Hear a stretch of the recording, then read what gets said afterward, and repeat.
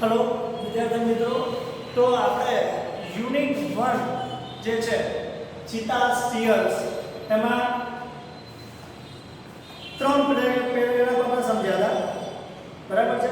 પહેલો જે છે લોંગ લોંગ આગો વાળો કે ઘણા સમય પહેલા જુલુ હન્ટર શિકારી જે છે ઈદી જેનું નામ છે એ વૃક્ષ નીચે બેઠો હોય છે અને એને હરણના ટોળાઓને ચરતું જોયું। બીજા પેરેગ્રાફમાં એ પોતાને કહે છે કે આવા આ કેટલા મસ્ત હરણો છે, આમાંથી એકને મારે પકડવું હોય તો કેટલું બધું મારે દોડવું પડે। ત્રીજા પેરેગ્રાફમાં એવી વાત થાય છે કે આવું એ જોતો હોય છે અને એટલામાં એક માદા ચિત્તા આવે છે અને એક હરણને એમાંથી પકડી લે છે, એ ટોળામાંથી।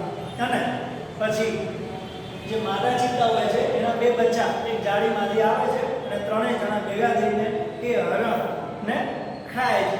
તો અહીંયા સુધી આપણે ભણ્યા હતા, બરાબર છે કે દે ઓલ એન્જોયડ ધેર મીલ, તેઓનો ખોરાક। ધેર નાની નાની વસ્તુઓ, આમાં ગ્રામરેટિકલી વસ્તુ આપણે ફોકસ કરવા જઈએ તો આમાં આપણે ઘણું બધું ગ્રામર સમજી શકીએ। એટલે કર્તા સર્વનામ છે, કર્મ સર્વનામ છે, સંબંધક સર્વનામ છે, એ બધી વસ્તુઓ આમાં આવે છે। એટલે તમે આમાં જેટલું ધ્યાન આપશો એટલું ગ્રામરેટિકલ જે 10 માર્કના પોર્શન આવે છે, 9મામાં પણ જે ગ્રામરેટિકલ પોર્શન આવે છે એને તમે સારી રીતે સમજી શકશો અને જે સેક્શન ઈ આવે છે 10મામાં, 11મામાં, 12મામાં એને તમે સારી રીતે એ કોમ્પોનન્ટ તમે સોલ્વ કરી શકશો અને ગેટિંગ પણ કરી શકશો એના પેરેગ્રાફને। તો આમાં જે લખેલું છે ધેર, ધેર એટલે કદાચ મોટે ભાગે લોકોને ખબર હશે પણ નહીં બી ખબર હોય મોટે ભાગે લોકોને। ધેર એટલે તેઓનું, માલિકી માટેનું છે, તેઓનું ને દે આમાં સમજાવ્યું હતું પણ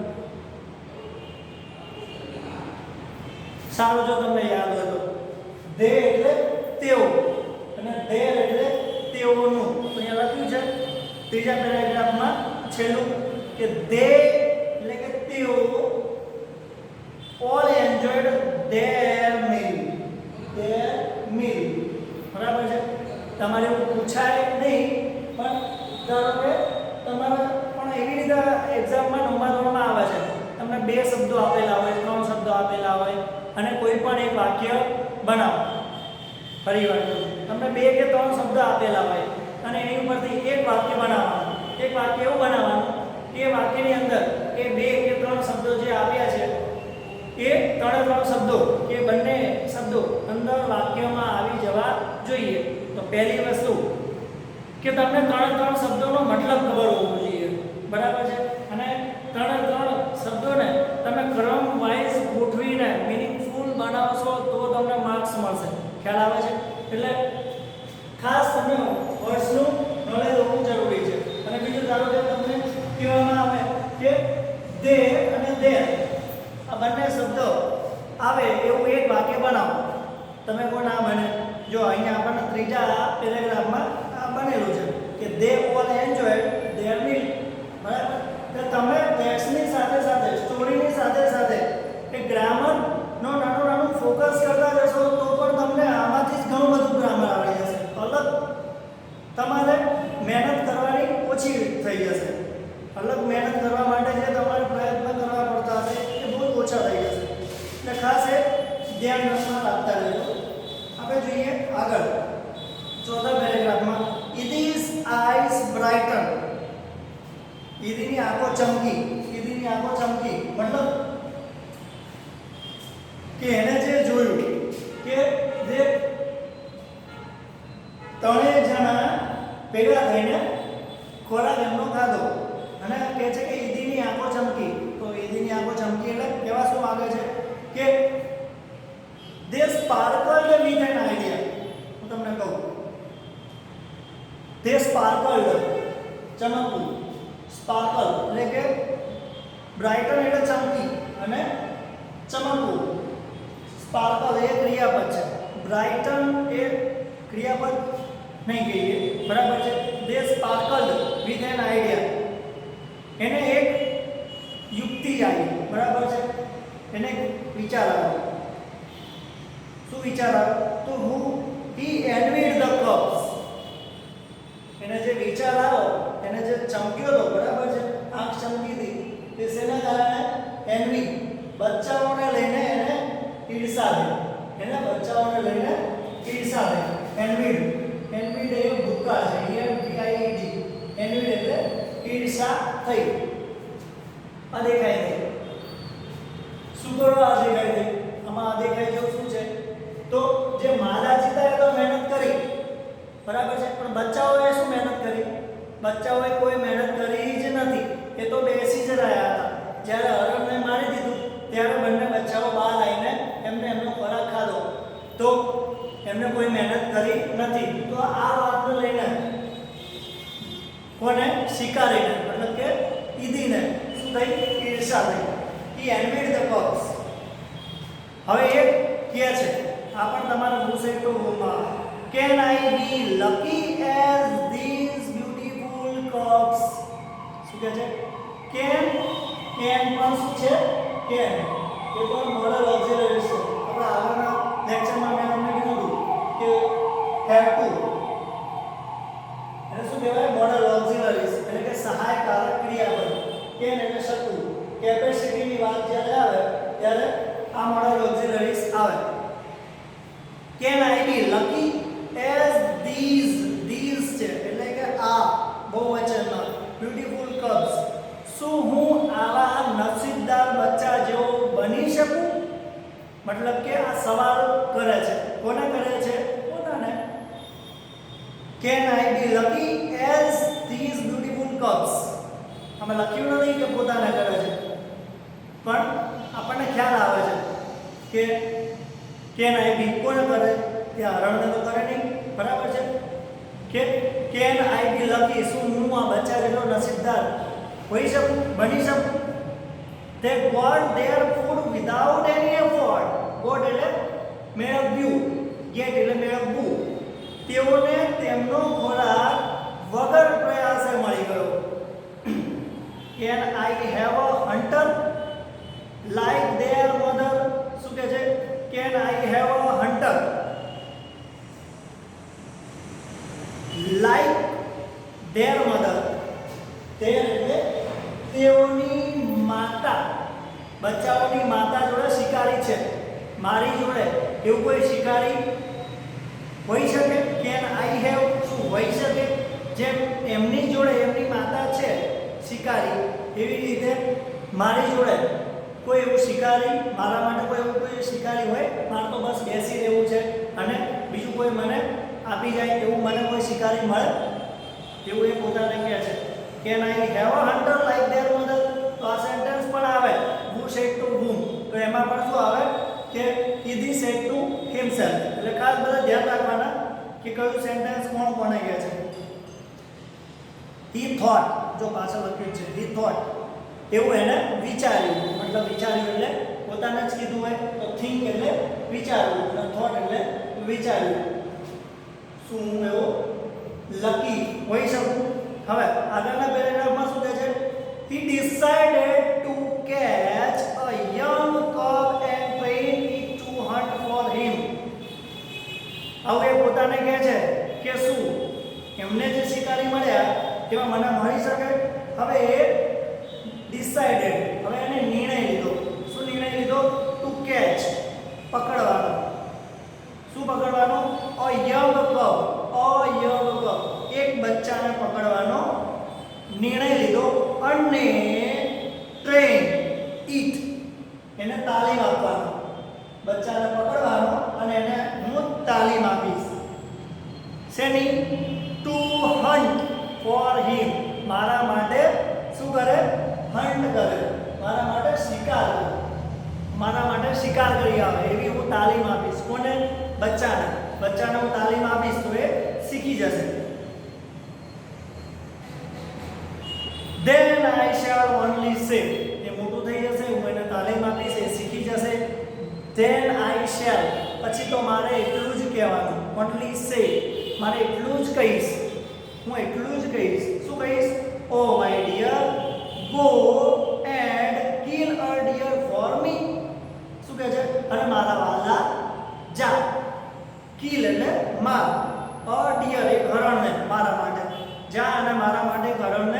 મારી લઉં. My life will be very comfortable there. પછી તો મારું લાઈફ જે છે, પછી તો મારું જીવન જે છે એ કેવું થઈ જશે? એકદમ કમ્ફર્ટેબલ, એકદમ આરામદાયક થઈ જશે. He was quite pleased with his own idea. Pleased એટલે મને નથી લખ્યું. Pleased અંડરલાઈન કરીને તમે લખી દેજો. Pleased એટલે ખુશ થયું અથવા તો ખૂબ ખુશ થવું. Pleased એટલે ખૂબ ખુશ થવું. Quite આમાં નથી લખ્યું. Quite એટલે તદ્દન.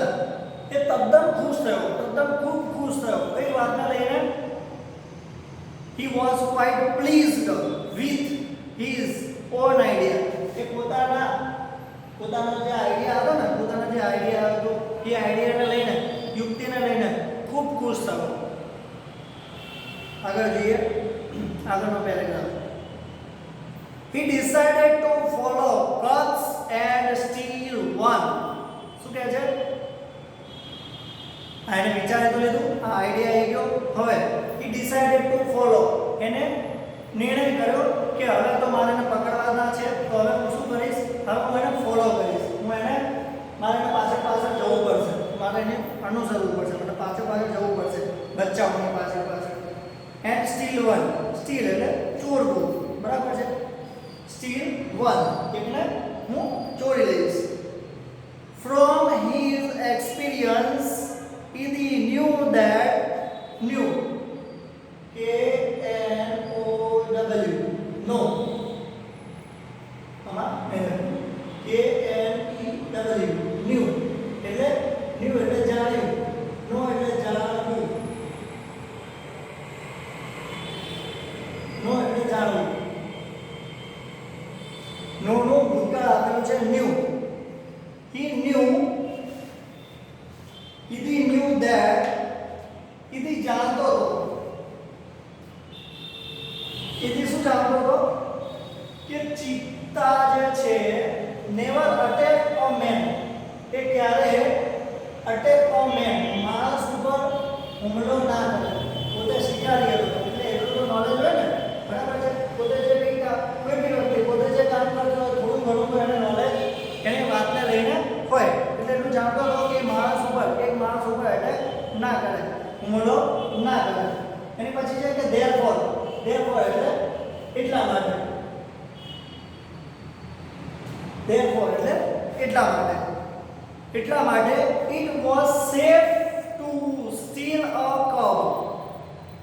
એટલા માટે safe એટલે સલામત હતું. to steal એક બચ્ચાને ચોરવું એ કેવું હતું? સલામત હતું. He followed the cheetah family till evening. till એટલે સુધી. till એટલે સુધી. till એટલે સુધી. He followed કીધીએ સાંજ સુધી ત્રણેય જણાને, કોણ ત્રણેય? બે બચ્ચા અને માદા ચિત્તાને, ત્રણેય જણાને સાંજ સુધી ફોલો કર્યા. કારણ કે કંઈક એવું તક મળે તો એકને પકડે ને, બરાબર છે? ત્રણેય જોડે હોય તો પોસિબલ નથી.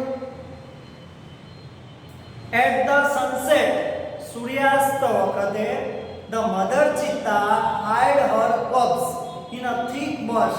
નાની જે ઘાસ ઊંચી હોય છે, ઊંચી જે ઘાસ હોય છે, જાડી હોય છે, ત્યાં માદા ચિત્તા બંને બચ્ચાઓને શું કરે છે?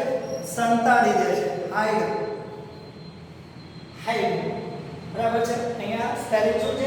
HIDE. ચોપડીમાં શું સ્પેલિંગ છે? HID. તો HID એ શું છે? કે પાસ્ટ ટેન્સ છે, ભૂતકાળ છે. તો જે આ હશે તમારા ચોપડીમાં સંતાડ્યું અથવા છુપાવ્યું, બરાબર છે? ટુ હાઈડ એટલે છુપાવવું, મૂળ ક્રિયાપદ છે. જાળીમાં ગાર્ડ. ઠીક એટલે ગાર્ડ. જાળીમાં બચ્ચાઓને છુપાવી દે છે.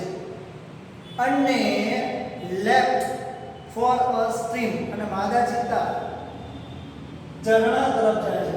માદા ચિત્તા કઈ બાજુ જાય છે? ઝરણા તરફ જાય છે. ક્વિકલી, અને તો બસ આ જ ટાઈમ જોઈતો હતો કે ક્યારે બચ્ચાઓની જોડે માદા ચિત્તાની ગેરહાજરી થાય. તો મસ્ત એનો ટાઈમ મળી ગયો. ક્વિકલી, ફટાફટ. ધ હન્ટર પીકડ, શિકારી જે છે પીકડ એટલે ઉઠાવ્યું. શું ઉઠાવ્યું? ઓફ હિઝ નેટ, એની જોડે પકડવા માટે જે જાળી હોય, જાળ એ જાળ એને ઉઠાવ્યું. એન્ડ સ્પીયર, જાળ ઉઠાવ્યું અને સ્પીયર બાલો ઉઠાવ્યું. જાળ પકડવા માટે, બરાબર છે, અને બાલો એ ઉઠાવ્યું. રેન ઇન્ટુ ધ બસ, અને જાળી તરફ દોડી ગયો. હી સો ટુ ટાઇની કોક્સ, શું કહે છે? ત્યાં જાળીમાં ગયો તો ત્યાં બે બચ્ચાઓ હતા. They looked at him with their bright eyes. બે બચ્ચાઓ એમની ચમકતી આંખોથી એ ઈદીને જોઈ રહ્યા હતા. ટાઇની એટલે નાનું, ટાઇની એટલે નાનું. આ બધા વર્ડ્સ તમને બીજી બધી જગ્યાએ પણ કામમાં આવે. એવું નહીં કે ખાલી યુનિટ 1 પૂરતા જ છે. આ તમને કોઈ નિબંધ લખવા માટે, બીજો કોઈ પેરેગ્રાફ સમજવા માટે, કોઈ સેન્ટેન્સ બનાવવા માટે, બીજી બધી જગ્યાએ કામમાં આવશે. તો તમારા મગજમાં તમે ખાલી એટલું પૂરતું રાખશો કે આ શબ્દ મારે નથી મોઢે કરવા, અથવા તો યુનિટ 1 ત્યાં નહીં આવે, આ નહીં આવે, હું ત્યાં શીખી લઈશ, આમ કરી લઈશ. તો ખાલી એટલું પૂરતું રાખવું હોય તો બરાબર છે, પણ આ તમને બીજી બધી જગ્યાએ બધા વર્ડ્સ કામમાં આવશે. એટલે બધા વર્ડ્સ તમે તૈયાર કરી દેજો. આગળના લેક્ચરમાં જે વર્ડ્સ તમને અહીંયા લખ્યા હતા એ તમે 3 વખત લખી દેજો, અને એની પછી આમાં જે અત્યારે જે લખ્યા છે એ વર્ડ્સ તમે 3 વખત લખી દેજો અને તૈયાર કરી દેજો. થોડા તૈયાર કરવાના થશે તો તમે કઈ તૈયાર કરી શકશો, પણ એકી સાથે તૈયાર કરવાના આવશે તો તમે નહીં કરી શકો. આખા યુનિટના 4 યુનિટના ભેગા આવશે તો તમારાથી નહીં થઈ શકે. Bright tiny cubs, they looked at him with their bright eyes. આગળ જોઈએ. They were too young to run away. શું કહે છે? જો આ 2 ને લઈને 10માં 12માં ગ્રામરેટિકલ સેન્ટેન્સ આવે છે બરાબર. 2 પણ બરાબર છે. એની માટે જેમ કે અત્યારે હાલને લઈને આપણે એક વાક્ય દાખલો ગુજરાતીમાં ભણો કે આપણા ભારત દેશની વસ્તી બહુ જ વધારે છે, કોરોનાના કેસ વધતા જાય છે, પણ વેક્સિન બધાને આપીશું, બરાબર છે, તો સંક્રમિત ઓછા થશે. વેક્સિન આપવા માટે વેક્સિન ઓછી છે, એ કરવા માટે પણ આમ છે, બરાબર છે, એની માટે પણ આર્થિક પાસું નબળું છે, એ કરવા માટે પણ ઓછું છે, મેડિકલ સ્ટાફ પણ ઓછો છે, એ કરવા માટે આમ પણ, બરાબર છે. તો ત્યાં સેન્ટેન્સ બને 2 તો તમે ચોપડીમાં જોઈ શકો છો. આ 2 નો મતલબ અલગ થાય, આ 2 નો મતલબ અલગ થાય. આ 2 નો મતલબ થાય પણ. સેન્ટેન્સમાં તમે જો they were two એટલે બહુ ઘણું. આપણે નહીં કહેતા એ બહુ નાનો છે ઉડી જવા માટે, એ બહુ નાનો છે ડાન્સ કરવા માટે, મારો ભાઈ નાનો છે ચિત્ર દોરવા માટે, મારી બેન નાની છે 4 વ્હીલ ચલાવવા માટે, બરાબર છે, બહુ ઘણો. ત્યાં 2 આવે તો એને લઈને અહીંયા સેન્ટેન્સ બનાવેલું છે.